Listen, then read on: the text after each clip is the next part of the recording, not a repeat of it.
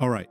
When I first tried the Quest 3, one of the first problems I noticed was tracking, mainly in fast-paced games like Beat Saber, suffered.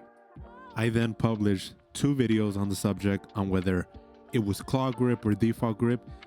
The tracking was worse on Expert Plus songs.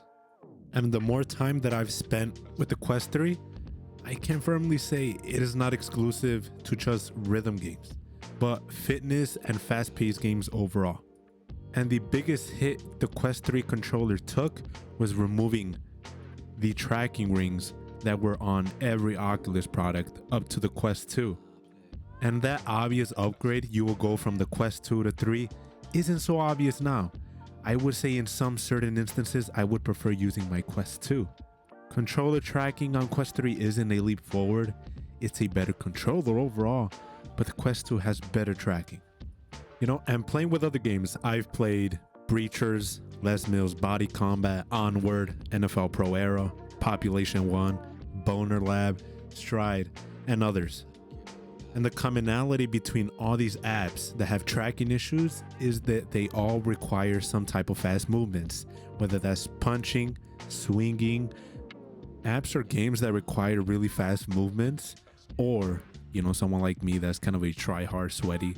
When I play games that I really like Beat Saber, you suffer in regards to the controller starting to yeet itself. Or, since it's inside-out tracking, the controller will start to rubber band and it starts to lose its positioning on the controller. And first of all, I think the controller, whether left or right, the biggest culprit is the left controller. I have lost tracking more often with it than the right controller as well. It would also get in-game drift, similar to stick drift, but inside the game, or it would just disappear from my view or randomly attached to my ceiling or floor, or it would kind of ghost me. And the thing about the tracking, for me at least, is sporadic. In Beat Saber, it will track fine in the beginning, then, near the middle or the end, it would just start to randomly throw itself back and forth. And with the worst tracking on the Quest 3, for me at least, it sucks. Because for me at least, I use VR to move. I don't play sim games, or I don't usually play sitting down. I use it for fitness. Being able to play games that I love while moving, instead of sitting down in my chair, is godsend for me. Almost getting exactly after a month of the Quest 3 release, since I got it on launch, I can say for me at least, Quest 3 tracking is worse than Quest 2. At first, these sentiments, I thought it was crazy. Maybe I had a defective unit. But the thing is, with on Reddit forums, news publications, many people started to post online that they had similar issues. And look, I do want to say, Meta, with MetaConnect 2023, with the announcement of the Quest 3, they did admit that Quest 3 had worse tracking above the head area. And it got a slight 1%-ish increase to overall tracking, but it did lose above your head. But the thing is, even with the movements above your head, it loses tracking whether you flick your wrist, rotate it 180 degrees, punch above your forehead. The design with the Quest 3 controller sacrifice on tracking. Alright, case in point 1. Not only people like me or other users complained about similar tracking issue, but a dev from 11 Table Tennis on the MetaQuest forums posted about the Quest 3 having worse tracking. And a game like 11 Table Tennis, which requires, fast wrist movements, it gets intense, especially when you start to get serious and you start being a tryhard. And from the dev's forum post, he quotes, "Oh, how I wish the developers of sports games were invited to the table when discussing controller design. This would all have been avoided as opposed to trying to deal with it after the fact." And a post like this sucks because him, a successful developer, admitting and concluding to the fact that Quest 3 tracking is a little bit worse. It sucks because maybe this issue cannot be fixed with updates over time. And he offers solutions, whether that's adding backwards compatibility with Quest 2 controllers, or just adding more LED lights to the Quest 3 controller so that overall it can get tracked better. Alright, second point. Where I really noticed this becoming a real issue was in Les Mills Body Combat. For me at least, when I try to punch up or down quickly, at first it would track fine. But when you start, engaging between the middle of the song and the end of the song, the tracking would just spaz out. And with the tracking losses, you lose combos and you're unable to get a high score. One of the big deals of Quest in general that Meta themselves have advertised was being to use your Quest or your VR headset as a workout machine. With Meta owning Supernatural itself, you would think at least they would have to keep in mind that tracking with quick and fast sudden movements would have been kept at top priority with the controller design on the Quest 3. But it takes a hit tracking wise. And also, regarding FPSs, in a game like Breachers, aiming with a rifle with the controllers aimed back to back and moving your head sideways makes it unbearable since the gun clips and starts to rubber band and doesn't know where its positional tracking is. And an FPS like this, whether it's onward as well, getting a gun lined up perfectly sometimes will mess you up. And you have to do the due diligence of keeping the controllers far apart enough so that the tracking doesn't take a hit or swaying left and right too much. And with both instances, I don't cover the IR lights. As where in Beat Saber, I thought that claw grip covered them, taking to a hit in the positional tracking. It doesn't. And it even suffers in default grip as well. And the thing is, if you play casually, you're not a tryhard. You don't play Expert Plus with modifiers on constantly. You're not going to have that much of an issue. The issues start to arise when you start to take the game seriously or try to play more competitively. Most people will be fine.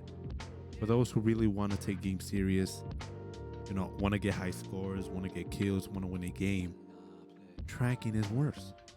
And third point, I am not the only one that has noticed the tracking on the Quest 3 to be worse. People on the official Meta community forums have expressed problems and inconsistencies, and some people explaining it to be outright unplayable during gaming experiences or workout apps. And some people even saying they are returning the device. And you have people play tennis games, Beat Saber, Gorilla Tag, IB Cricket, Population 1. The constant variable all these games have in common is that they require fast and sudden movements. And when you start to really ramp up your activity with the controllers moving them anywhere, the tracking takes a toll. And also, on Reddit, I posted a similar thought, and wanted to see if people have this similar experiences. To my surprise, people did. And it wasn't just me. People that play Beat Saber as well had other similar issues. Whereas in Beat Saber on Quest 2, you would regularly get full combos. On Quest 3, it's kind of an oddity to actually achieve a full combo, simply because the Quest 3 tracking acts out in random parts of the song. And the thing is, it would track perfectly fine, but randomly it would decide it won't. You'll hit a 400 note combo, easy. Then a random note just comes up to you, bottom or up, left or right. You could miss it just because of the tracking on the Quest 3. And with Meta support saying they're looking into the issue, they took it to higher ups to discuss it, update it, look into it. Quest 3 tracking is worse than Quest 2. And look, although the controllers on Quest 3 feel more premium, are more comfortable to use, and overall I like them more in the basics, it suffers in the movement, and which I think is such a pivotal part of the experience of enjoying a standalone headset, and especially when you try to work out in it. And a cornerstone of VR is being able to move. And look, and it can do that, but when you try to take games more serious, it starts to suffer. And for me at least, when I try to do serious gaming with a Quest, whether on Quest 3 or 2, I'm gonna stick to my Quest 2 because the tracking is better, and it is a device that costs $200 less. And it sucks because one would think Quest 3 would be the obvious upgrade. And also noting that on Meta Connect, when they released the Quest 3, they did say tracking was better, but they didn't brag about it. And I think it's one of those obvious sacrifices they had to make in order to lose the tracking rings. But they could have also added more IR lights, LEDs, into the Quest 3 controller. And the solution is buying overpriced Quest Pro controllers, which I think are the best controllers overall. But the problem with it, that it will eventually get drift and the batteries will die out over time. It is not a definite solution and you will get problems the more you use them. If you play casually, you're fine. You don't have to worry about these issues. I still do think Quest 3 is a great headset, but man, those controllers take a hit. Or maybe tracking improves with updates, like we saw with hand tracking, but I seriously doubt it. Maybe better algorithms.